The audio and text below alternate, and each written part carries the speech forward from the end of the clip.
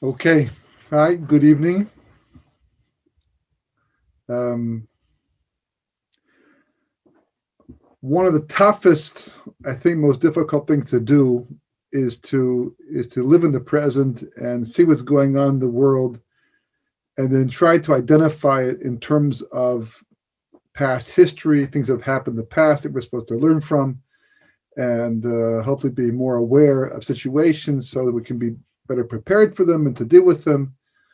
But it's difficult to do so because it's not exactly the same thing as happened in the past. No one's there to tell you that this is that, and there's so many people who don't recognize what's going on as being anything out of the ordinary, or anything biblical, anything meaningful, to corroborate what you're saying you're doing. I mean, you have your circle of people, um, to talk to, but they're very small compared to what's going on in the rest of the world.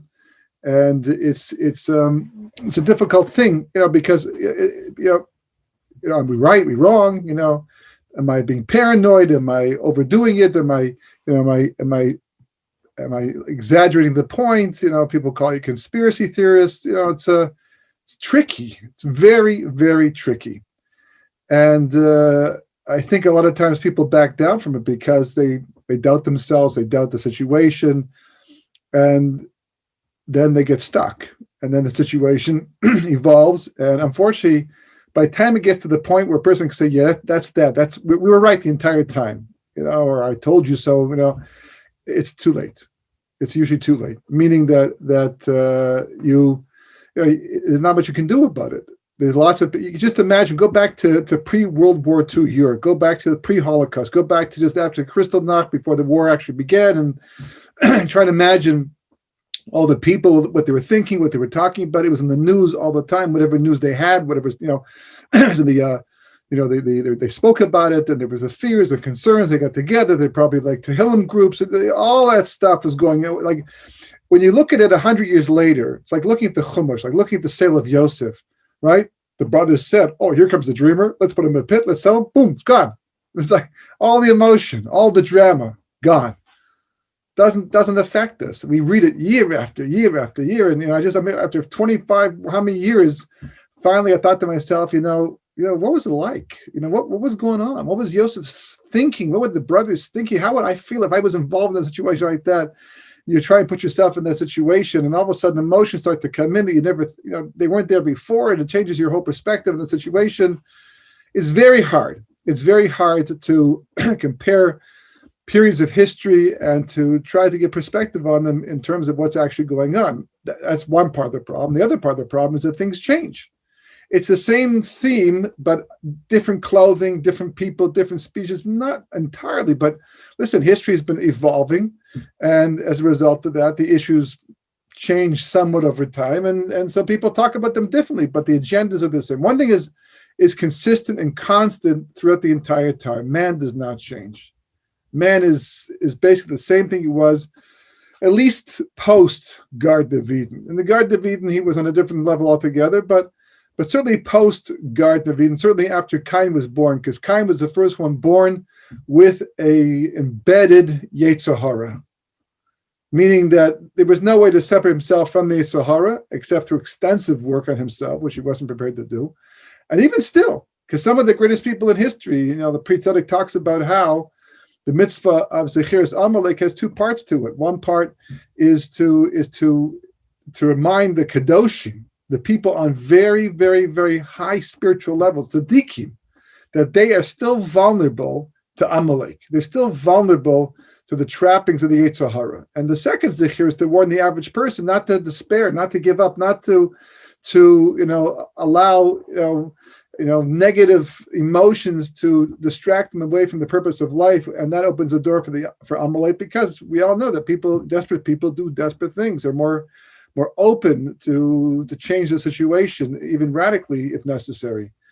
So this is an ongoing problem through history that we're always struggling with, trying to understand, trying to relate to, work out. And we have a situation at hand today that certainly is complicated, it's complex, and from some people's perspective, it looks like this. From some people's perspective, it looks like that. See how, one person's like, paranoid and terrified, and not even to say paranoid, terrified that this is it. This is the end. It's all unraveling. This is the way it went in 1930 in Germany. This is the way it went in Rome. This is the way over here. This is all Babylon. It's all the time the same thing. Another person thinks, "Wow, Baruch Hashem." Now it doesn't say Baruch Hashem, but now the it's like finally justice will be in the United States of America because of the switch. It's like how do you get such different perspectives? And and of course, I always remind people there was a thing called the VaAira agreement. The VaAira agreement was an agreement that was made between the Nazi Party in 1931-32. With the Jewish Agency, if you can imagine such a thing. I didn't know about this till years later, but it was, and the idea was that because in the beginning they just wanted to make Germany Judenrein, just get all the Jews out. That was before the final solution. So against Hitler's wishes, more or less, that he went along with it because the Nazi Party agreed to it, that they would allow Jews to leave Germany and settle in Palestine, that's what it was called at the time, and take with them their possessions, which is unheard of. And there were about 164,000 Jews who were in that position to do it. 64,000 left, and many families are still here. I mean, they came back at that time, and they came with their possessions, more or less. There was a kind of a tricky way to do it. It wasn't exactly straight, but in the end, they ended up pretty much with what they left with, and their families live here now, the Israelis. And 100,000 German Jews said no. They rejected the opportunity, rejected it, saying that we are just as German as the next German, and stayed, and they all died. I mean, maybe a couple survived, who knows? But for the most part, because they were deluded into thinking by themselves, mostly, that they'd be safe. That as bad as things were, they would get better. They couldn't possibly imagine that the situation was unfolding in such a negative way, because even if they looked at Jewish history, which they didn't, more than likely, but even if they did, and they looked back in time, there was anti-Semitism back then as well, but what are you going to look at? There was no brown shirts before the Nazis came along, although I believe the swastika it's a Hindu tradition, it comes back from the Hindus. They actually chose it from Hindu symbolism. But for the most part, it was all new. But it really wasn't new. What they were doing, how they were doing it, that was new. But if you go back to Roman times, you go back to to Haman's time, we don't believe. We had a difficult time, thinking that it's the same thing. That's and to take that warning and leave or do something more drastic about the situation, or certainly prepare ourselves in the event that we have to change our lives dramatically, because that is Jewish history. That's not paranoia speaking. That's not, conspiracy theory speaking. That is Jewish history speaking. I'm sorry. You put in a timeline, 3,000 years of history, and that's what's happened over and over and over and over again. And the only reason why it hasn't happened in our time, well, I mean, those who were born post World War II, is because it just hasn't happened in our time yet. That's all. 70 years, 80 years later, it's not a lot of time. But, we have the Chumash.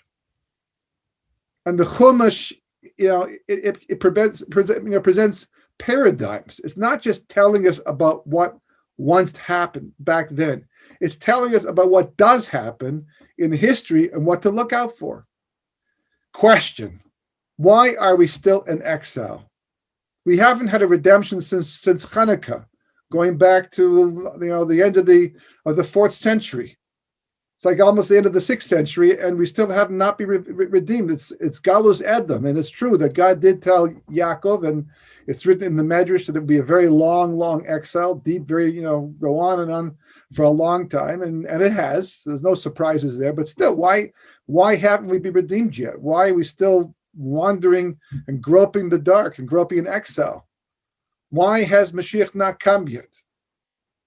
So that's what the Parsha is basically answering.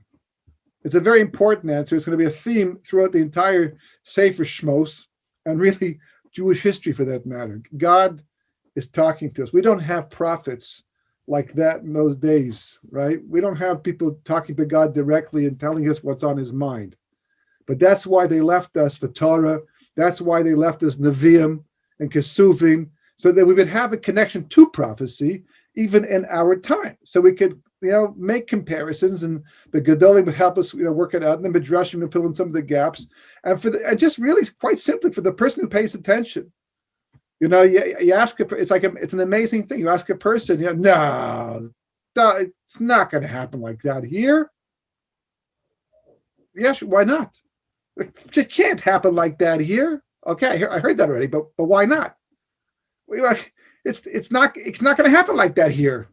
Yeah, we've covered that already, but why not? I don't believe it can happen here. What? It's like that's the whole thing. And another person who does the research, it's like the same thing. A person, argue, I don't believe in God. I mean, this goes on all the time. It's just amazing how, it's just unfortunate you can't tell, a disbeliever who walks in, before you even start telling me why I don't believe in God, I also didn't believe in God. I looked at the facts. So save yourself some time, and I'll save you the energy. Just believe already, because that's what's going to happen in another 6 months. No, he's going to fight, kick, and scream the entire way. But he learns the information if he sticks around long enough, and he believes. Where he walks out with a very guilty conscience because he knows he should believe, but he's too afraid to believe. Okay, but it's just this knowledge and the sensitivity and this awareness that a person has to have that allows them, to know how to read the signs, how to read what's going on in history. Someone wrote me last week, someone I've known for a period of time, a long time, I've been in touch with him for a long time. He wrote me last week. He said he hasn't been as concerned. He's a pretty conservative guy, right? But not off the deep in any way whatsoever. And he writes me and he said that now hasn't been this scared since 9/11, and in some respects worse today, because 9/11 was a terrorist act, and it was kind of as bad as it was, and it was absolutely beyond description. But it wasn't like the government falling apart. It wasn't like a country changing its entire tune and going the exact opposite direction of the belief that you're living by. This is different. So he said to me, you got to make more movies about this, like short, people's attention spans are not long. You got to make a short movie that, talks to people, like the one you did, with the Gula Barachamim thing you did back then. Yeah. I said to him, that boat's already sailed. Sorry. That was something we could do years ago, but no. And, I just asked him one question. Are you prepared tomorrow to pick up and leave? I don't think so. I didn't wait for his answer. I answered for him. I don't think so. Because if you were, you wouldn't be asking me to make movies because I was like, you don't believe. And I you have to understand, I don't blame a person like that. But on the contrary, all it does for me is make me so grateful that I didn't fall in that situation, because I easily could have. I easily could have been stuck back in Chutz La'aretz. I could have bought a house. I could have built up a business. I could all those things. And if I'd done those things, I would have a difficult time also picking up and leaving, and changing my situation. So I have Rahmanis, not really criticism and it's very difficult. It's very difficult.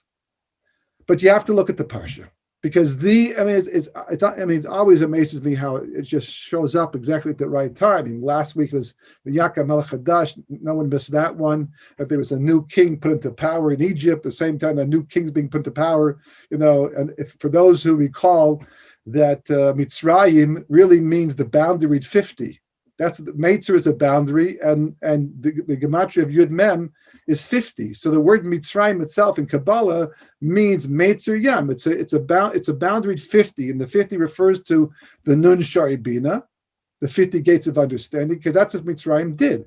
They was a war against Das, Torah. It was a war against a psychological outlook. It was a war against a philosophical perspective. That's what it was primarily. I mean, if you don't believe it, you just look at the Midrashim. The whole thing about Pharaoh's enslavement of the Jewish people was to keep them from speaking and learning Torah. You don't get that in Cheder so much. But that's what the Medrash says, because he knew as long as they learned Torah and they spoke Torah, they were involved in it, they had hope, they were connected to God, and the redemption would come. If it could keep that from happening, make that disconnect, the Jewish people, then he'd be able to do with them what he wanted to, just like Haman says to Achashverosh, the same type of idea. In the end, he gives man, had the gula had to come anyhow. So that was undone. But this is what Mitzrayim means. And it's got to be more than ironic that the last place of exile of the Jewish people, yes, there are Jews in Canada. Yes, there are Jews in England. Yes, there are Jews almost everywhere in the world. But come on, 6 million Jews in Eretz Israel, just under 6 million Jews in America. It's almost like half and half. That's the final stage. And America is the boundaried 50 place. Here at the end of history, the last exile, we're living in a place of 50 states, not 51, not 52, right? 50 states. That's where they stopped. Puerto Rico wanted to be a state, and this guy wanted to be a state, and Canada did not want to be a state, but they wanted to make Canada a state, but that didn't happen. But 50 states, boundaried states, is an unusual circuit. And we even call it the United States of America. Not so united anymore, but that's what it's called. So I mean, these are more, do you believe? Do you believe in Tanakh? Do you believe in Torah? The Bible was the realest thing there was at the beginning. And then it kind of went away for a little while into the background of history. But then it's going to come back again and become the most prominent thing once again at the end of history. So, there's reincarnation, people coming back into the bodies of leaders. That's talked about in Shar HaGilgulim, and there's historical events repeat themselves because it's all part of a tikkun. For example, it's brought down in Shar HaPsukim on the Rizal's work on the Parsha, and he talks about, we know, what happened is that Pharaoh enslaves the Jewish people, and he makes them build Pitum and Ramses and bricks, and then they no straw for the bricks, and the bricks the entire time bricks, right? But before that, at the same time, there's drowning the Jewish children, right? And there's what else? There's that, and the building the bricks. There's a third one. I'm just trying to remember what it is right now. But I mean, what do we think about all that? Well, basically, that's what evil leaders do. That's what oppressors do. They work their people to the bone. That's what the Germans did too. They had work camps, right? So we don't pay much attention to that. But, says the Rizal, no, we have to understand the souls that came back in the Jewish people at that time were souls that had been traveling through history from the time of Adam HaRishon. They came back first as the generation of the flood, then they came back in the generation of the dispersion. They came back as people in stone. This is ongoing. And each one had their own sin, their own blemish that they had to be rectified, each one. So the bricks that we had to make, that's to rectify the sin of the generation that built the Tower of Babel. And the drowning of the children has to do the generation of the flood for a specific reason. And whatever, it's all connected. It's all connected, just like fixing up past mistakes, just like we are. I mean, we're here today. Everybody is a reincarnation. There's nobody here for the first time. It might feel like it, more than likely doesn't feel like it. It feels like we're here a long time already, right? But we're all reincarnated. Why are we reincarnated? Because we have things left over from the past we have to fix up. That's history. That's life.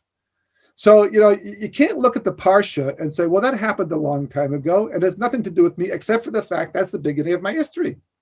The same way, in America right now, that's what people are doing. Yeah, there's no question. No one can deny the fact that George Washington beat the British, became the first president, and Jefferson and this thing, and then Abraham Lincoln, the Civil War, and then he released the slave. No, you can't deny all that. But what they're doing is saying doesn't matter to us. We don't care. We can destroy that history because it's not part of our history. I mean, it was the beginning, but who says the beginning has to be part of who we are today?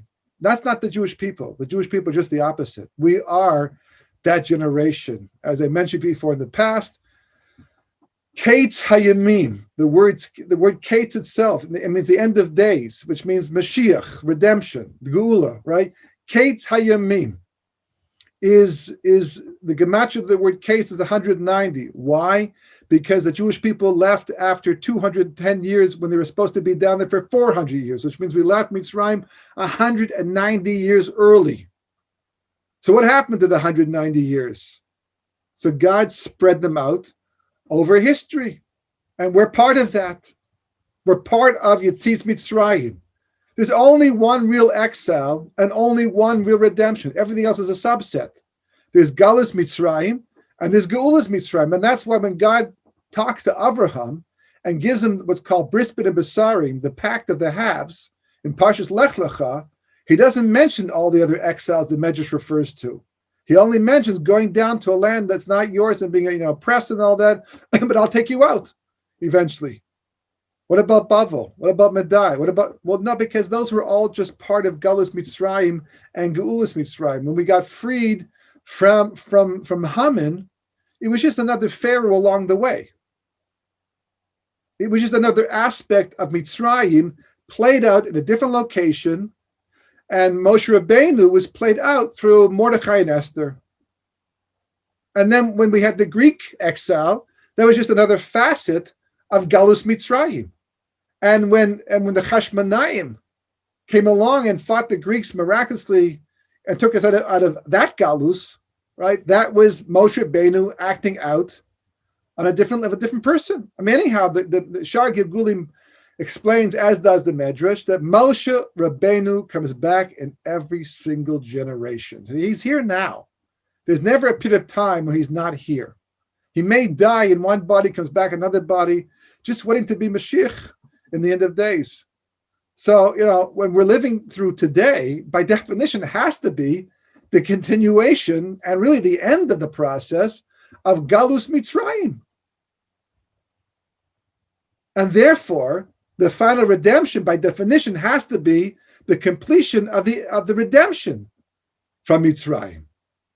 There's no two ways about it. There's no two histories. Oh, well, that sounds far-fetched. We know something?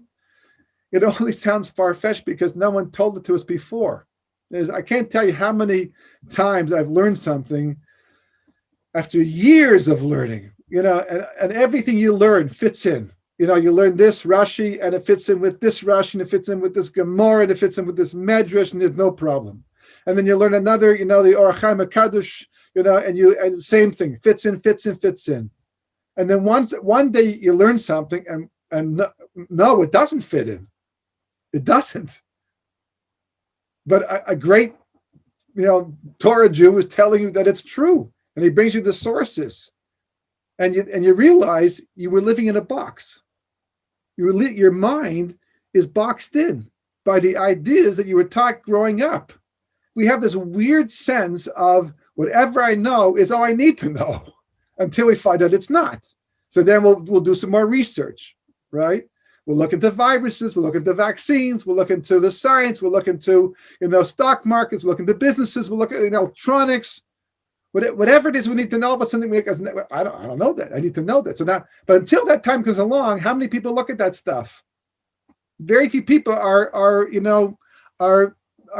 expanding their knowledge on such a daily basis.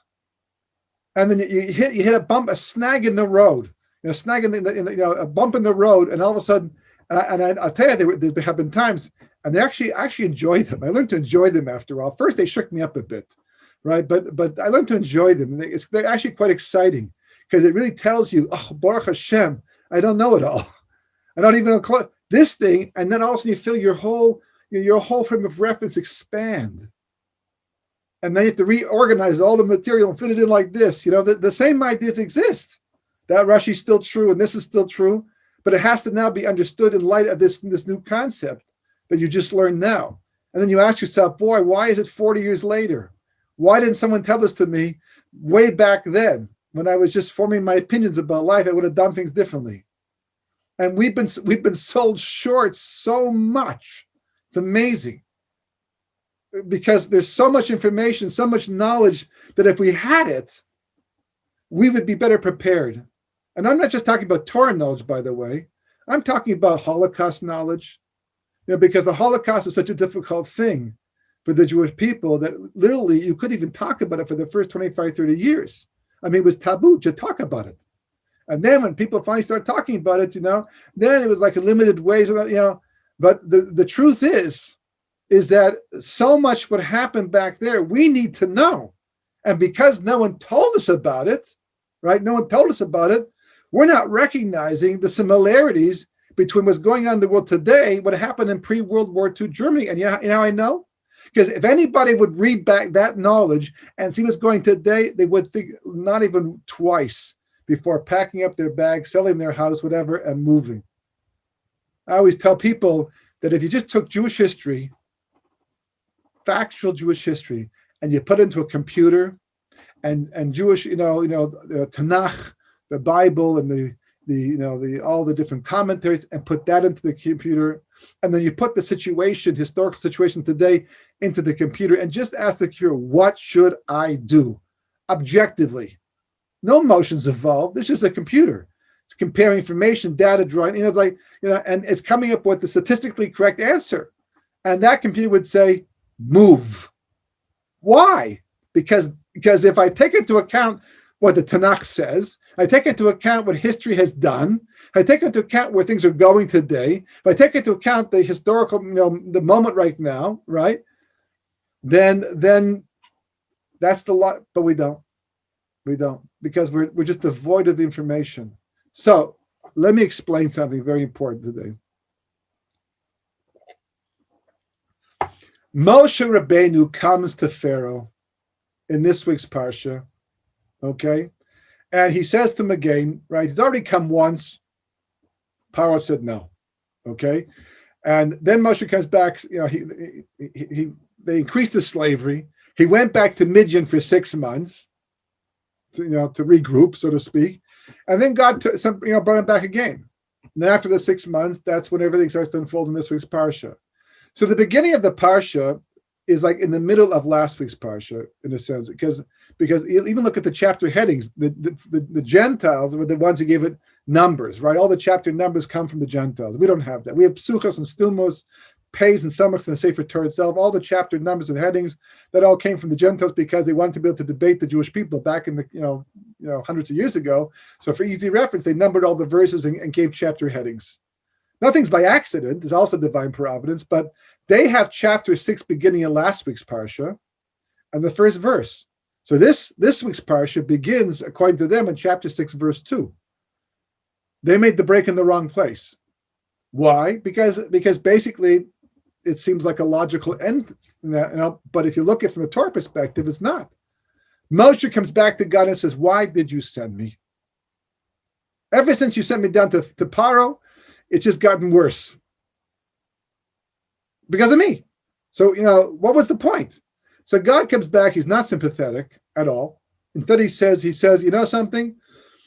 Now you will see what I will do to Pharaoh. He'll force you out, like I promised would be the case in the end. And Rashi explains right there that, you'll see what I'll do to Pharaoh, but you lost the chance to go see what's going to happen later on when the time they enter the land of Canaan. Because you're gonna die in the desert instead. He gets punished for what he says, what he does, and then Hashem begins this week's parsha, really the middle, and he says to Moshe Rabbeinu, he says, you're seeing a different aspect of me that the forefathers did not see. The Gemara, it's a little nice little, overview of this little situation here, because you don't get it from the Chumash itself. But the Gemara says that when Moshe makes his complaint to God, God says, Chaval. They don't make him like they used to make him. What do you mean? Well, Avraham was promised the land. This is going to be his land. Then his wife dies during the Aked. Then he has to go buy a place to bury her in his own land. Does he complain? Is he mahaher achrei midusai? No. He doesn't question a thing I do. Yitzchak, digs it well. Constant, badgering from the, Philistines after he survived the Akedah. He has a pretty rough go, and his son is Esav. What else can you ask for? Does he complain? Does he come to Kakosh Baruch Hu touching? No.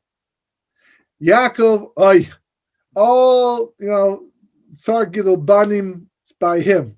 All the difficulties, running the family, living with Esav, Lavan, Shechem, the whole thing. Does he ever, question me? No, not once.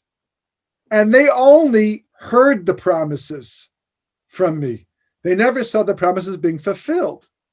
You're seeing the promises being fulfilled, and you're questioning me. That's what God says to Moshe. Oh, they don't make him like they used to make him. Right? Now, the truth is, what's Moshe complaining about? The fact that God has increased his slavery because he's gone down to Mitzrayim. And he's saying, like, what's the point? This is not redemption. And then God comes back with a very harsh response. So the first thing you learn is that redemption does not necessarily start off easy in the beginning. But you have to understand, the very fact that God was involved, that he turned his attention to the Jewish people, that he sent Moshe Rabbeinu down to Mitzrayim, meant he was involved, meant he was in fact fulfilling his promise to free the Jewish people. Oh, it's not working out quite yet the way we planned? Okay, fine. Hang in there. Stay with it. Okay? But you should know it's part of the process. I mean, the Jewish people come back after 2,000 years to their land. Against all the odds, they fight existential wars and keep the land. And at the same time, make the land thrive. And even though true secularism is spreading like wildfire, so does Yiddishkeit, so does Judaism, so does Torah. Religious communities springing up all over the place and growing and expanding, Baruch Hashem. You know, that's a fulfillment of prophecies going back thousands of years. What it makes no difference to most people because they don't see it as a chiluk of redemption. But the very fact that God has turned his attention to the Jewish people made this possible after the Holocaust. Rav Dessler says, he says that HaKadosh Baruch Hu tries to talk to us in different ways. He talked to us of the Holocaust in a very harsh, judgment-oriented way. That didn't work so much. Or it did, but not in the ways we understand. So then he came back with a nice way, talked to us, in a very, very peaceful and uplifting way, and that was giving back the land of Israel. He wasn't agreeing necessarily with religious Zionism, this was the Gula. He was saying, though, there's no question, though, it's from Hashem. And anyone who doesn't appreciate that is going to have to answer for it later on. Because it's a nace, it's a miracle. It's a chalik, for sure. It's a portion of the whole thing. So that's the first lesson that Moshe learns. What are you complaining about? It's true, I understand, I hear what you're saying, but it is part of the process. But the most important part, the entire story comes down to two words. Two words, this week's Parsha. The whole Parsha comes down to it. The whole Sefer Shmos comes down to it. Why is it called Shmos? They call it Exodus in English, but in Hebrew it's Shmos, which means names. So, because it starts off with the names of the Shvatim. That's not really the real reason why. It has to do with names of Hashem. It's going to be it's about that's what Hashem says. This was Parsha. They knew me as Kel Shakai, and you know me as Avaya Yud Kei Vav Kei. It's a whole different level of revelation, right? It's all about Shemus of Hashem. It's all about names of God. Why? Well, listen. Paro says me Hashem. Question: does Paro believe in God? Well, it seems not, because he says me Hashem. But Rashi says earlier that's not true. Why did Paro choose to drown the children? Because he knew that Elokim, God, brought the flood, but he promised he would never destroy the world by water again. The nation, yes, he made a mistake about that detail. But the world, so he took away God's measure for measure. By drowning the children, he could not be drowned himself because God promised it wouldn't happen. But we see from the Yam Suf, right, the splitting of the sea, that didn't apply to a single nation, apparently, or at least their army. So Paro is a God believer. He believes in God. He believes in Elokim. The question, he doesn't say me Elokim, he says me Hashem. Now, what is he asking by that question? What does he mean, me Hashem, when he asks that question? What he means basically is Elokim, as the name suggests, because the gematria of Elokim is Hateva, which means the nature. Elokim, yes, made the world, runs the world, sustains the world, but he has very strict rules. And he calls that nature. And he does not like to break those rules. He works by them. So that's why stronger armies defeat weaker armies. That's why stronger animals defeat weaker animals.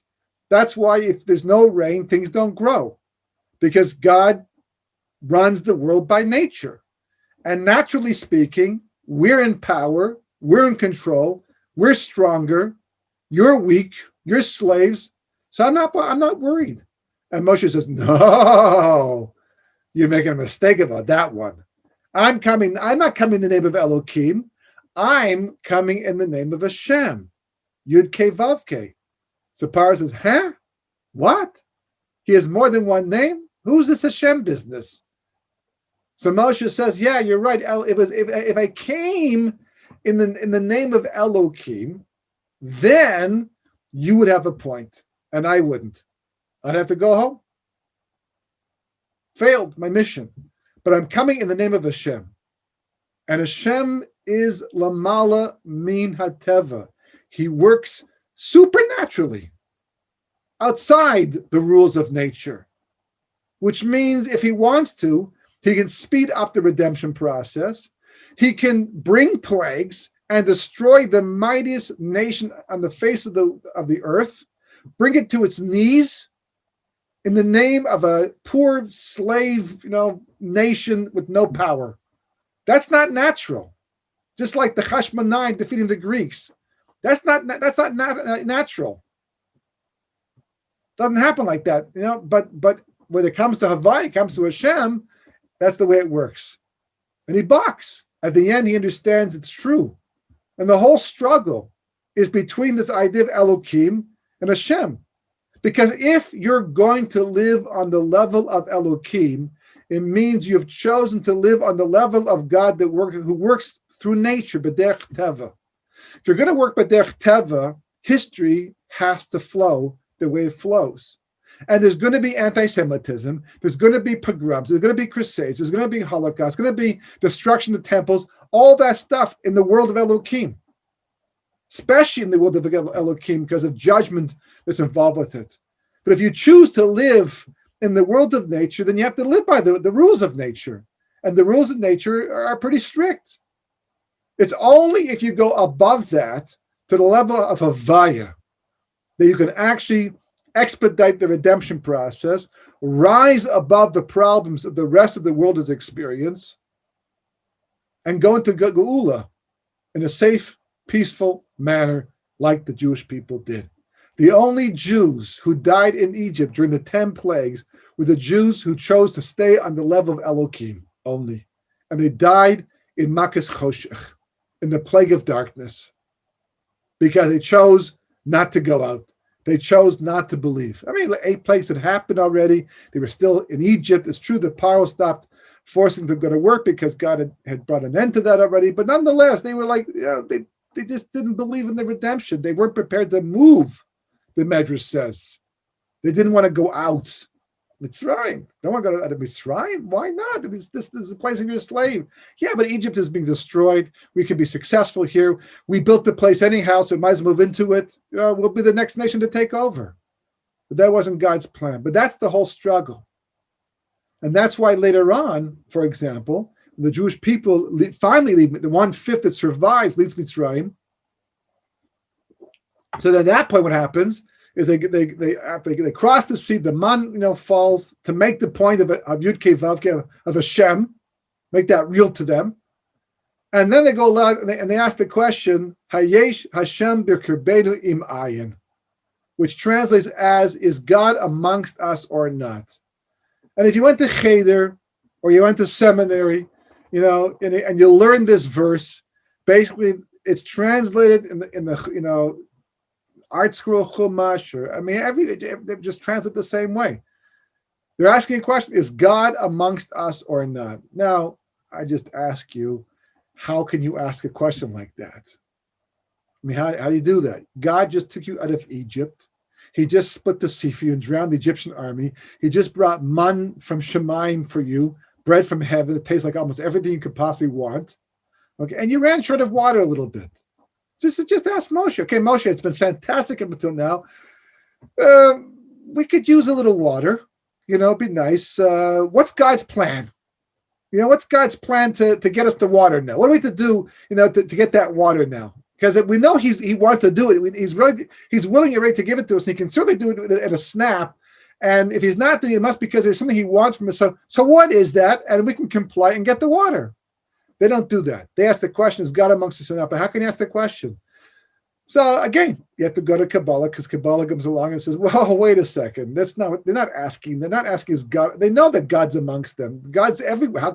How can God not be with them? So it explains because the name Ayin is the name of God that works l'mala min hateva, works supernaturally. And Hashem, Yud Kei Vav Kei, but in this context is referring to a world where it's more, Tevadik, really means Elokim here in that context there. They're saying that, but it's a different discussion how that works out. But the point that they're making is that we know that God's with us. We're not questioning the reality of God. We're not questioning that he wants us to go in the desert and fall into the mountains. That's not the issue over here. We want to know. But up until now, everything that's happened to bring us to this point has been completely supernatural, completely l'mala min hateva, right? Now we're about to go into the desert, and certainly if ever we needed God to deal with us supernaturally, it's going to be in the desert because there's no kiosk out there to buy fruit juices or bottles of water, right? And there's no place to get a schnitzel or something like that, or to go buy a falafel out there. Right, we're going to be on our own and we have provisions for 1 month, and who knows how long we'll be out there for. And there's all kinds of dangerous creatures and scorpions and sun and all that. So if we go out b'derech teva in a natural, we don't see how we're going to survive. And why did we think that we would? Because listen, we can't disagree with what's happened until now. The miracles are the miracles, but we don't know what's going to happen in the future because we don't deserve it. We believe in God 100%. We don't believe in ourselves. So did God drop us off here at the bus stop and left us to our own devices? Or are we going to be living at that supernatural level the entire time? And what happens at that point in time? Amalek, Yavo Amalek. Amalek, as Rashi points out, he comes in response to that question. That question is what brings Amalek. Now, Amalek means different things. But the numerical value of the word Amalek is the word Safek. Safek in Hebrew is doubt. Samach Pei Kuf. Amalek is I Mem Kuf. And 240, because Amalek, he just exists to create doubt in the minds of people in Ashkacha Pratis, in divine providence, in the hand of God. That's his whole thing. Because the moment he can be Mafrid, as Rashi points out at the end of Parashat Bashalach, he separates Yud Kei from Vav Kei. So the moment he can do that in the mind of a person is the moment that a person goes from the level of Havaya, Yud Kei Vav Kei, supernatural living, where Amalek can't touch you, can't get to you, down to the level of Elokim, where he can. And he did. That's who he attacked. So every single day, that's our life. And every time, this is important, this is crucial, every single time that we minimize the involvement of God in what's going on in the world or our life, how do we do that? Instead of seeing God, we see people. Instead of seeing, hashkacha pratis, we see news. We just see people doing stuff and we get all worked up about it. You have to hate evil, that's for sure. But if you're going to start hating the people who are doing the evil, these guys are puppets, especially if they're politicians, especially if they're leaders, right? The best way, the fastest route to losing your free will is to become a national leader. Because once you do, it says in Mishlei or Tehillim, one or two or both, that God takes over. He works through you. You now become a puppet of Hashem. People on the street probably have more free will than the average leader because God's running history because they're the ones making decisions. They have big responsibility, so God works through them. So this is what Amalek lives to do. And we're all wrapped up and distracted by all the the goings-ons from day to day and the things that are affecting us, and our emotions are all heated up because we have hot buttons and sensitivities and things like that.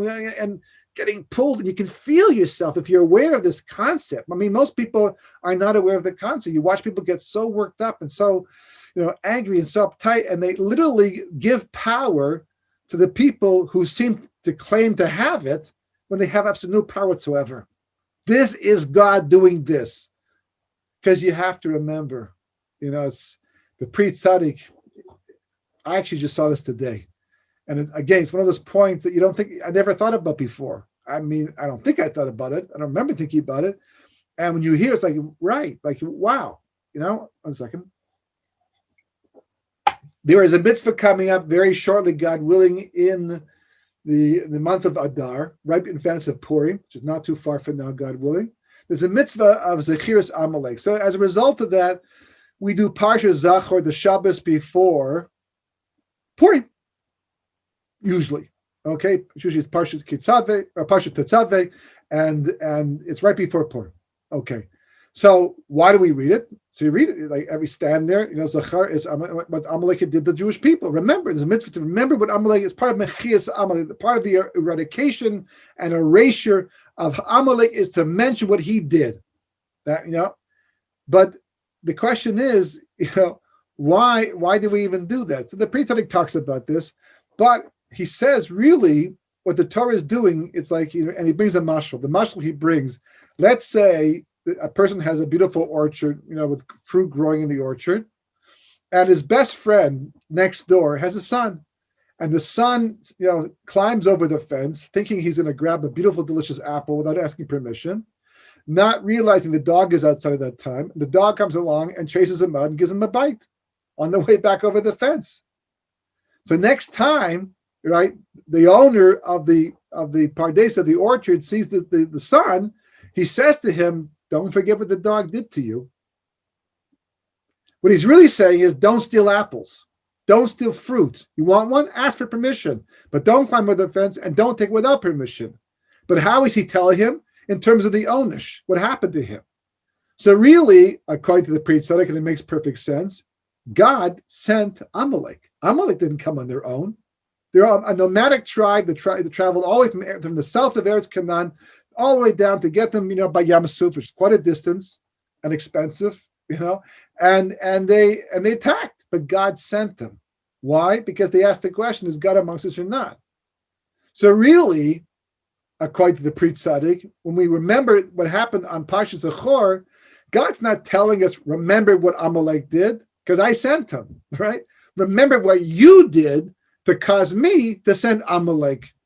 We don't talk about it in terms of the VaAira to minimize the disgrace. So we talk about it in terms of the punishment instead. So God sent Pharaoh, and God told Pharaoh what it says in the Parsha, anyhow, the Pharaoh, I'm going to harden his heart. In other words, he might let you go in his own, but I don't want that. I want him to be obstinate. I want him to say no, so I can multiply my wonders, and everybody will know that I am God, the God of the Jewish people, who interferes in history, does miracles, and the whole thing, right? So we see that he's hijacked Pharaoh's free will. Now, how does he actually do that? So I wrote about that in this week's Parsha sheet. You can see it there. But the point is that it's all from Hashem. And the point that Hashem is making through all of it is to learn to see the hand of HaKadosh Baruch Hu to such an extent. See, if you think about it, the real reason why we're not leaving en masse as we should be. I can't call for it. The Gedolei Dor don't call for it. It just seems to me that's what people should be doing. But the reason we're not leaving en masse is because no one really believes that God's doing this. Because if God's doing this, it means something. And if it's very severe, very extreme, and it's kind of going against logic, kind of going against, and it's like where it's going to is it can't be good for the Jewish people, and it never is. So if you don't believe so, then it's just a historic event. If it's just a historic event, then maybe it will get better before it gets worse, and maybe not worse at all. But if it's God doing it, and he has a mandate, he has a game plan, nothing's going to stop him. No one's going to interfere with it. It's going to play out, just like it did in 1938 and 1939 and 1940 and 1941 and 1942. Just like it did in Haman's time. Haman was a barber. Can you believe it? He was a barber. And he got a job working, in the kitchen. And he worked his way up and he became an advisor. And then one day he becomes, second in command to Achashverosh, not because he had the credentials. He did not have the credentials. The guy he was an idiot, but, and I'm not saying he wasn't intelligent, but he certainly didn't understand. I mean, as an Amaleki, he understood a lot, but he didn't deserve his position. That's for sure. How did he get it? Because God put him there. As the Gemara says, the mean found its mean. The type found its type. God required a leader whom he could manipulate in the most natural way possible, because this person has that tendency to be like this. And then he, like puppet, moved him around until Haman was worked into power and suggested what he did to Achashverosh to bring about the Galus, the end of the Galus, and then finally the redemption.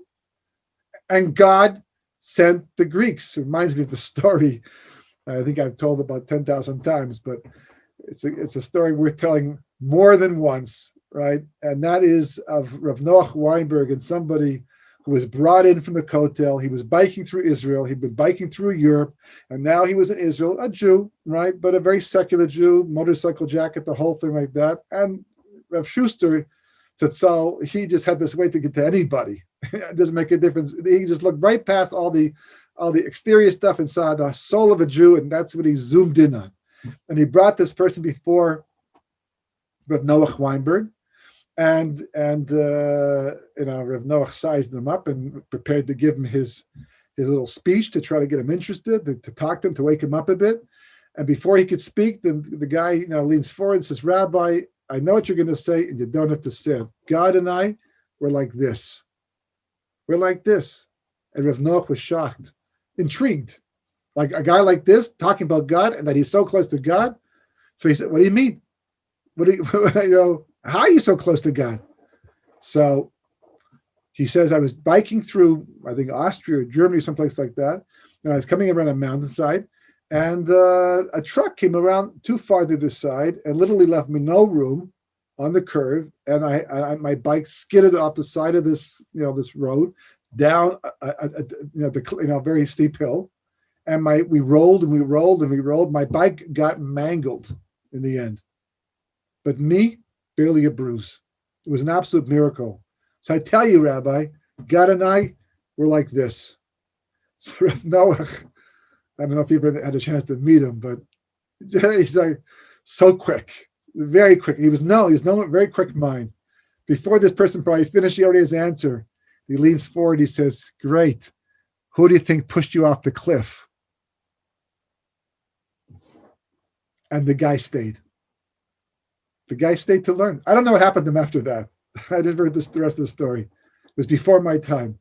But that was the point he was making. Yeah, we're all focused on the ending of the story. We're all focused on how God saved us from this, he saved us from that. And people forget the most important part. That's the classic thing. It says in the Ten Commandments, "I am the Lord your God who took you out of Egypt and saved you from the Mitzrayim." Well, God, you kind of put us down there in the first place. How can you possibly take credit for the redemption if you're not going to take credit for the galus? You had Yosef sold, and you promised. The answer, of course, is because that was necessary. We had to go through all of that for Kabbalistic reasons, for simple reasons. So that was not a chesar. That we went down to Mitzrayim. That was a blessing in disguise, a blessing in sheep's clothing or in wolf's clothing, so to speak. That's. But the Geula, he could have left us there. We lost all our spirituality. We lost the right to be redeemed, but he took us out anyhow. So that was definitely a gift. And we have to understand that we become so disconnected from Mount Sinai. We become so disconnected from prophecy. We become so disconnected from the spiritual aspect of what makes us unique as a nation that lives l'malam netav. The lesson points out over and over again that all the avos were born miraculously. They're born in ways that shouldn't have happened. But derech teva, the Jewish people also, the Shvatim also, their lives also, miracle after miracle after miracle after miracle. They just go on and on. We're all focused on the negative miracles because they're also miracles too, but they're just because that's who we are. Because we were taken out to live on the level of VaAira. Mi Hashem, Pharaoh kind of got the idea a little bit by the end, but not completely, because he wasn't holy enough to get up there. But that's the reason why. If Hashem were to rewrite the Torah, so to speak, or say it in the language that we're talking about right now, say, "I am the Lord your God, who put you into Egypt to perfect you, and then took you out of Egypt to elevate you from the level of Elokim to the level of Avai Yud Kei Vav Kei." Because the moment you get to that level, redemption is a whole different story. It's a whole different reality. It's not the same thing. You want to live on the level of Elokim, you have to live with the divine providence on that level. You have to suffer the same illnesses, the same problems, the same banking scandals, whatever it is, whatever the rest of the world is going through, it's yours too, because that's the level of Elokim. And any redemption that's forthcoming will come when, naturally speaking, it can possibly happen. When history gets to such a point, I got to step in once again and respond, Beseder. But you have to understand, you have to be waiting a long, long time. The reason why we are still in exile is because we are not real with VaAira.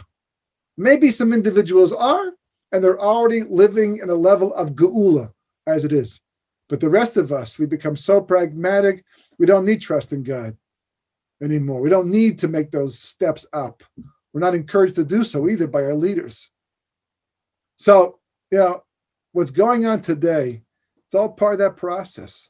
If you leave an apple out, open long enough, just leave it on the counter, you can expect it to get brown. After a while, maybe even green. After a long time, you find those apple cores a year later that some of them get to throw out. They're all scrunched up and it's all dried out and all that. It's like that's what happens. And as you leave it even longer, it will dissolve. Because that's what nature will do to that.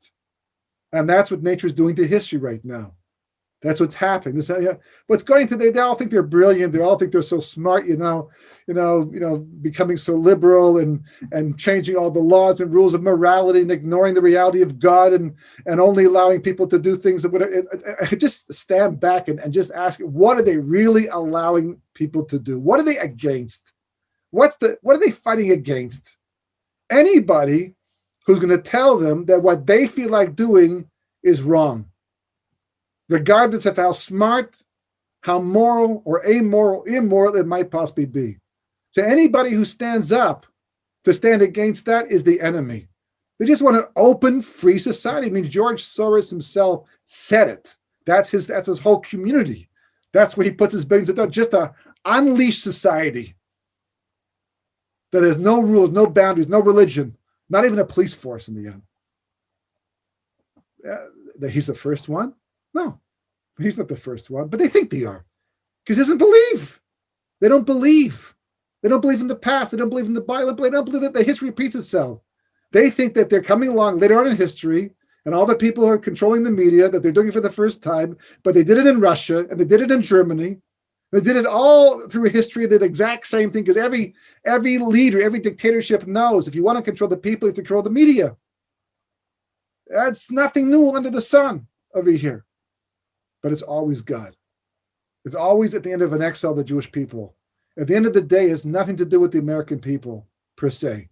Nothing to do with the Canadians, nothing to do with the British, nothing even to do with the Israelis, like Israelis.